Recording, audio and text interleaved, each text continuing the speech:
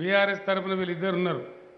పినపాకకు మిత్రులు కాంతారావు గారు, భద్రాచలానికి మిత్రులు వెంకట్రావు గారు ఉన్నారు. అట్లనే కాంగ్రెస్ పార్టీ కూడా ఎవరో ఒకరు ఉంటారు, బీజేపీ పార్టీ కూడా ఎవరో ఒకరు ఉంటారు, ఒకరో ఇద్దరో ఇండిపెండెంట్ కూడా ఉండవచ్చు. వీళ్ళ గురించి తప్పకుండా మీరు ఆలోచన చేయాలి.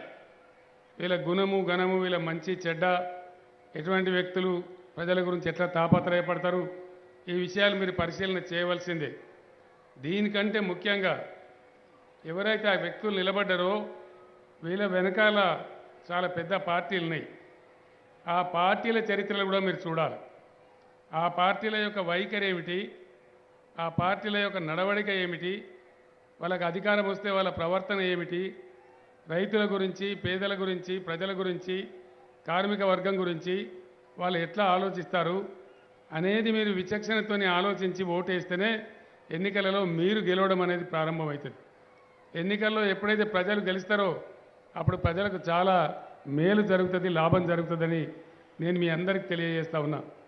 కాబట్టి మీ అందరితో నేను మరొక్కసారి ప్రార్థిస్తూ ఉన్నా, మీరు మీ గ్రామాలకు, మీ పట్టణాలకు, మీ బస్తీలకు వెళ్ళిన తర్వాత మీ గ్రామాలలో కొంచెం అక్కడ తెలివైన వాళ్ళు ఉంటే, పెద్ద మనుషులు ఉంటే వాళ్ళందరితో ఈ విషయాన్ని చర్చ పెట్టండి, నిజాలు తేల్చండి.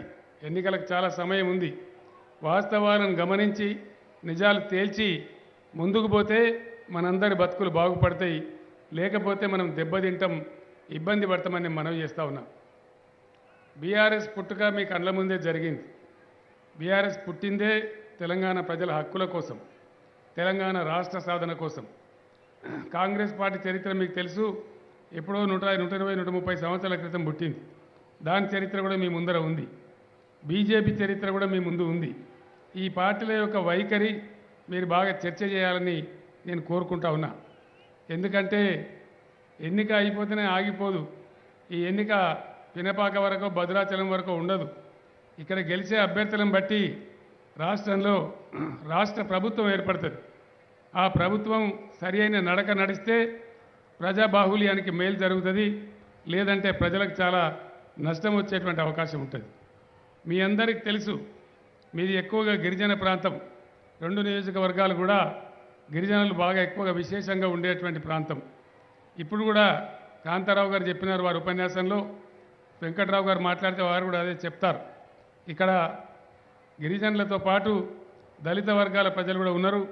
వాళ్ళ బతుకులు కూడా బాగాలేవు, వాళ్ళ భూములు కూడా లేవు. ఇదంతా కూడా వాస్తవం. మీరు ఒక విషయాన్ని దయచేసి ఆలోచన చేయాలి.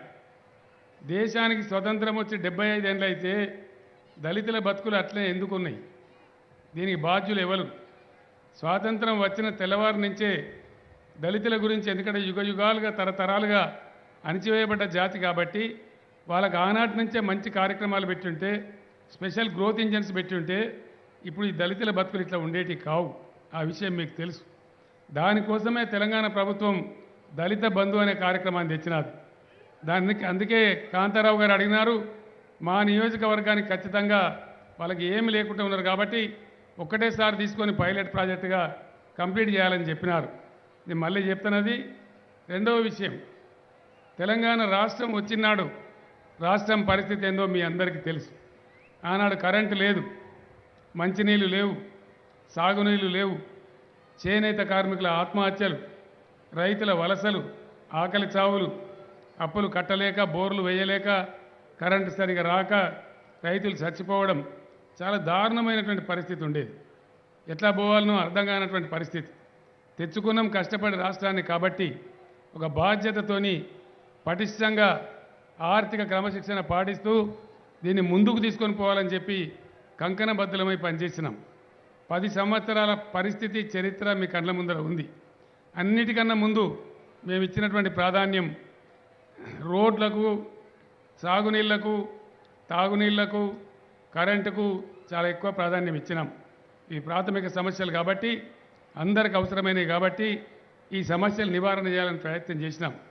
మీరందరూ చూస్తూ ఉన్నారు. మీ ముందే ఇక్కడనే మనుగూరులో భద్రాద్రి పవర్ ప్లాంట్ వచ్చింది. ఒకప్పుడు వాస్తవానికి VTPS Vijayawada thermal power station మన మనుగూరులో రావాల్సినటువంటిది. కానీ ఆనాడు సమైక్యవాదులు కుట్ర చేసి మన దగ్గర మనుగూరులో రాకుండా దాన్ని విజయవాడకు తరలించినారు. అందువల్ల మనం చాలా నష్టపోయినాం. దాంతోనే కనీసం ఇక్కడ ఒక చిన్నదైనా సరే, ఒక 1000 మెగావాట్లదైనా సరే ఇక్కడ రావాలని చెప్పే మనుగూరులో మనం థర్మల్ ప్లాంట్ పెట్టుకున్నాం. సరే, ఎంతో కొంతమందికి ఉద్యోగ ఉపాధి అవకాశాలు దాని ద్వారా లభిస్తూ ఉన్నాయి. అదేవిధంగా అన్నిటిని మించింది ప్రధానమైన రంగం వ్యవసాయ రంగం. రైతులు అప్పులలో ఉన్నారు, డిస్ట్రెస్లో ఉన్నారు, అప్పులు కట్టలేక చాలామంది ఆత్మహత్యలు చేసుకుంటూ ఉన్నారు. ఆ బాధలు పోవాలని, రైతులు ఖచ్చితంగా చక్కగా బతకాలని, ఈ రాష్ట్రంలో వ్యవసాయ స్థిరీకరణ జరగాలని ఎన్ని ప్రయత్నాలు చేయనో అన్ని చేసినాం. ఆ ప్రయత్నాలలో బాగా విజయం కూడా సాధించినాం. రైతుల గురించి ఒక 4-5 కార్యక్రమాలు తీసుకున్నాం. మీ అందరికీ తెలుసు, గతంలో రైతులు ట్యాక్సులు కట్టకపోతే లేదా రైతులు తీసుకున్న అప్పులు కట్టకపోతే వచ్చి మన తలుపులు తీసుకొని పోయినారు కానీ, దర్వాజాలు తీసుకొని పోయినారు కానీ రైతుకు ₹1 ఇచ్చే పని ఏనాడు ఏ పార్టీ ప్రభుత్వం చేయలే. మొట్టమొదటిసారి భారతదేశంలో రైతు బంధు అనే పదాన్ని పుట్టించిందే బీఆర్ఎస్ ప్రభుత్వం అనే మీకు మనవి చేస్తూ ఉన్నా. మీ అందరికీ కూడా తెలుసు ఆ విషయం. రైతు బంధు కార్యక్రమాన్ని తెచ్చినాం. ఎందుకంటే ప్రపంచవ్యాప్తంగా ఎక్కడ చూసినా ప్రభుత్వ సపోర్ట్ లేకుండా వ్యవసాయం నిలబడే పరిస్థితి లేదు. మార్కెట్ ఫ్లక్చువేషన్స్ వల్ల, వివిధ కారణాల వల్ల అన్ని దేశాలలో గవర్నమెంట్లు సబ్సిడీలు ఇచ్చి వ్యవసాయానికి సపోర్ట్ చేస్తాయి. కానీ ఒక్క మన దేశంలోనే ఉన్న దుర్మార్గమైన పాలసీల వల్ల రైతులకు ఏ రకమైన సపోర్ట్ లేదు. అందుకే మన దగ్గర 2-3 కార్యక్రమాలు తీసుకున్నాం, 1-2 కాదు. రైతులకు నీళ్లు సప్లై చేస్తే ప్రాజెక్టుల ద్వారా ట్యాక్స్ లేదు, నీటి తీరువా లేదు. గతంలో ఉన్న బకాయిలు కూడా రద్దు చేయడం జరిగింది. కరెంటు, మంచి నాణ్యమైన కరెంటు, మోటార్లు కాలిపోకుండా ఉండే కరెంటు 24 గంటలు రైతులకు ఫ్రీగా సప్లై జరుగుతూ ఉంది. నీళ్ళకు ట్యాక్స్ లేదు, కరెంటుకు ట్యాక్స్ లేదు, పెట్టుబడి సాయం అంతా ఉంది. ఎవరన్నా రైతులకు ఇబ్బంది జరిగి వాళ్ళు చనిపోతే వాళ్ళ ఇంటికి ఒక 5 లక్షల రూపాయలు వారం రోజుల లోపల వస్తూ ఉన్నాయి. రైతు బీమా కార్యక్రమం కూడా బ్రహ్మాండంగా పనిచేస్తూ ఉంది.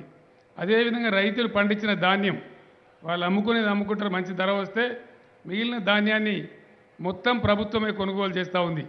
7,500 పైచీలకు కేంద్రాలు పెట్టి మీరు ఎక్కడికో మార్కెట్ యార్డ్లకు తీసుకొని పోకుండా మీ సమీప గ్రామంలోనే లేదా మీ ఊర్లోనే మొత్తం ధాన్యం కూడా కొంటా ఉన్నాం. దాని మీద ప్రభుత్వానికి కొంత నష్టం వస్తూ ఉంది. అయినా సరే మన రైతులు నిలబెట్టాలని ధాన్యం కొనుగోలు చేస్తూ ఉన్నాం. వీటన్నిటిని మించి ధరణి పోర్టల్ తీసుకొని వచ్చినాం. ధరణి పోర్టల్లో ఎవరి భూమి వారికి నిక్షిప్తంగా ఉంది. ప్రభుత్వం తన దగ్గర ఉన్నటువంటి అధికారాన్ని తీసేసి మీకు ఇవ్వడం జరిగింది. మీ భూమి యాజమాన్యం మారానంటే గతంలో ప్రభుత్వ అధికారులు మార్చేది. ఈరోజు ఆ పరిస్థితి లేదు. మీ బొటన వేలు పెడితే తప్ప, మీ బయోమెట్రిక్ ఉంటే తప్ప మీ భూమిని ఎవరు కూడా గోలుమాలు చేయలేరు.